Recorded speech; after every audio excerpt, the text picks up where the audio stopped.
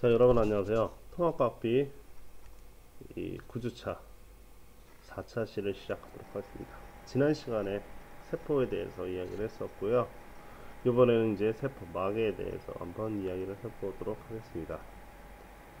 자, 먼저 세포막은요, 동물 세포와 식물 세포 모두 다 있었죠.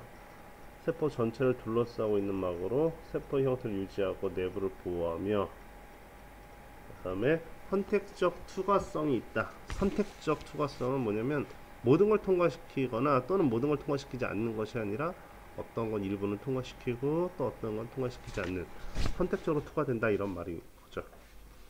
그래서 세포로 드나드는 물질의 이동을 조절하는 역할을 한다. 그 다음에 인지질과 단백질로 구성이 되어 있다. 이거 중요한 내용이죠. 인지질과 단백질. 다음에 당, 지질과 콜레스테롤 등도 포함이 된다. 그래서 세포막 하면 여러분들이 기억해야 될 게 꼭 뭐냐? 선택적 투과성과 다음에 인지질과 단백질이다. 이걸 기억하시면 될 것 같습니다. 그럼 첫 번째로 인지질에 대해서 한번 이야기를 하도록 하겠습니다. 이 그림이 좀 흐릿하긴 한데요. 자, 인지질은 먼저 이 머리와 꼬리 부분으로 나눠지는데요. 근데 이 머리의 특징은 친수성이다 해서 물의 이제 친화성을 가지고 있다, 이렇게 이야기를 해요. 그래서 극성의 성질을 띈다. 자, 물 분자가 극성을 띠게 되죠. 그렇기 때문에 그렇게 기억하시면 될 것 같습니다. 물과 잘 어울리는 친수성이 있고요. 다음에 꼬리 부분은 무극성의 성질이라서 성질을 가지고 있는데, 꼬리 부분은 물과 어울리지 않는 소수성을 가지고 있다. 그게 이제 나중에 중요한 이유가 막단백질 그림을 보시면서 한번 이야기를 해볼게요. 자, 여기 먼저 아까 인지질 같은 경우는 이중층 구조를 갖는다고 하는데, 이렇게 생겼다면 이게 하나의 막인데요. 이 세포의 바깥과 예를 들어 안쪽 같은 경우는 물을 포함하고 있겠죠.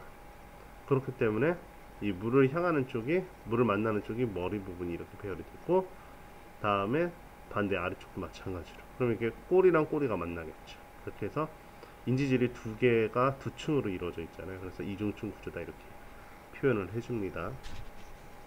다음에 막단백질이 있는데요. 막단백질은 어떤 형태로 되어 있냐면, 세포막에서 요 이중층 인지질 사이에 이렇게 파묻혀 있거나 또는 이렇게 관통해 있는 그러한 형태를 띄고 있는 게 요 막단백질인데,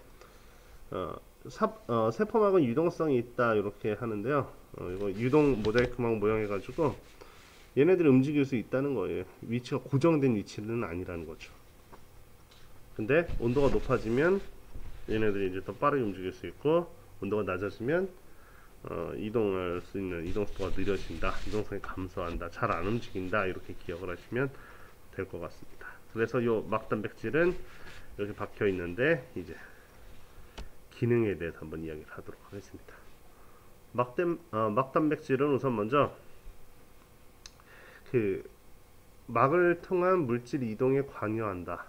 그래서 물질을 운반하는 역할을 한다, 이렇게 표현을 했고요. 그래서 수송하는 역할을 하기도 하고, 다음에 효소의 역할을 한다. 세포 내부의 물질 대사에 관여하는 효소 역할도 해서 효소작용. 다음에 세 번째, 세포 외부의 특정 화학 물질을 인식하여 내부로 전달하는 수용체 역할을 한다 해서 신호를 전달한다, 이렇게 표현했고요. 다음에 탄수화물과 결합한 당, 단백질의 경우는 세포 사이의 신호 전달과 세포 간의 인식에 중요한 역할을 하는데, 세포 간 인식의 역할을 한다, 뭐 이렇게 있겠죠. 가장 중요한 건 이제 위에서부터 이렇게 순서대로 내려온다고 보시면 될 것 같아요. 자, 막단백질은 이러한 역할들을 한다. 자, 그 다음에 확산이 나오는데요. 세포막을 통한 물질의 확산, 좀 글씨가 작죠. 이해 바래요. 한 번에 담기 위해서. 자, 먼저 확산의 뜻. 기체나 용액 속에서 농도가 균일해질 때까지 물질을 이루는 분자들이 이동을 하는 거죠. 어디서 어디로 이동하냐? 높은 곳에서, 농도가 높은 곳에서 낮은 곳으로 이동을 해서 결국 같아지겠죠. 이게 확산인데요. 자, 이 확산도 이제 이 세포막에서 일어나는 확산은 크게 두 가지가 있죠. 인지질 이중층을 통한 확산, 뭐 빈칸엔 단순 확산 이렇게 쓰시면 될 것 같아요. 그 내용을 보게 되면 이중층을 직접 통과를 하는 거예요. 그 인지질과 인지질 사이를 통과해서 빠져나가는 거죠. 빠져나가기 위해서는 먼저 크기가 작은 애들, 크기가 매우 작은 기체 분자, 예를 들어서 뭐 산소, 이산화탄소 이런 것들은 그냥 막을 통과한다. 다음에 지용성 물질들, 그다음에 지질 입자 등은 인지질 이중층을 통과할 수가 있다. 예를 보게 되면 인지질 이중층을 통과하는 확산은 우리 폐에서 보면 폐포와 모세혈관 사이에 산소랑 이산화탄소를 교환하죠. 이런 것들은 인지질 이중층을 직접 통과한다 이렇게 볼 수 있고 단순 확산이다 이렇게 얘기할 수 있습니다. 다른 경우는 막 단백질을 통과하는데 아까 막 단백질이 수송체 역할도 한다 이렇게 이야기했었죠. 촉진 확산 이렇게 부르는데요.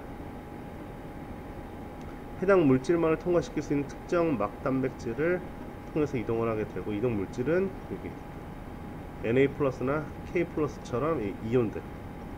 다음에 분자의 크기가 아까 이중층을 직접 통과하는 애들이 우선 더 큰, 비교적 큰 수용성 물질들. 아까 지용성이었죠, 그렇죠? 작은 애들 기체랑 지용성. 수용성 물질들 포도당과 예를 들면 뭐 아미노산 같은 경우는 요 막 단백질을 통해서 확산이 된다. 예를 보게 되면 소장의 융털 있죠, 그렇죠? 거기에 이제 모세혈관으로 포도당이 흡수가 될 때 그때는 이제 촉진 확산이라고 이야기할 수가 있겠습니다. 그래서 세포막을 통한 물질의 확산은 크게 두 가지를 얘기할 수가 있습니다. 다음에 삼투가 나오는데요. 삼투는 반투과성 막을 경계로 농도가 다른 두 용액이 있을 때, 이 반투과성이니까 말 그대로 일부는 통과시키고 일부는 통과시키지 않는 거죠. 아까 선택적 투가 있었잖아요, 그렇죠? 앞에 시작할 때. 그래서 이 확산 같은 거하고 비슷한 확산의 예라고 볼 수 있는데, 삼투는 반투과성 막을 경계를 하기 때문에 여기 보면 저농도랑 고농도의 설탕이 있어요. 둘의 지금 농도가 다르겠죠. 농도가 높은 것이 당연히. 근데 이 둘을 내비두면 가만히 두면 섞일 거예요. 농도 같아질 건데 여기다가 가운데 반투과성 막을 놨어요. 그렇게 되면 반투과성 막을 농도가 같아지는 방법은 두 가지가 있겠죠. 예를 들어서 첫 번째 설탕 분자가 이동하는 방법이고, 그 다음에 두 번째 물 이동하는 방법이겠죠.